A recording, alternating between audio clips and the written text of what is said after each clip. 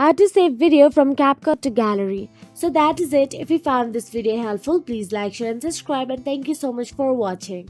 First of all, simply download the CapCut app on your mobile device and tap on the open option available there and make sure you are logged into your CapCut account.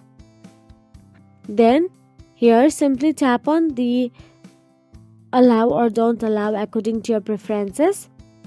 Now go to the home page, and there all you have to do is tap on the new project option available there and then tap on the project you want to save or edit in CapCut and save it to your gallery.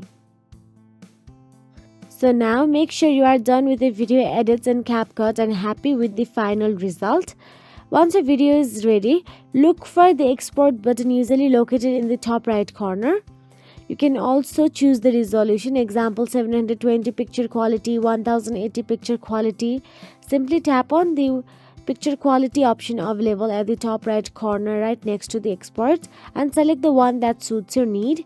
After choosing a resolution, you can tap on the export button to begin rendering the video. The app will start processing your video, which may take a few moments depending on the size and complexity of the edits. So this is the advertisement shown between the download. Simply skip it. And once it is done, CapCut will notify you that the export is completed.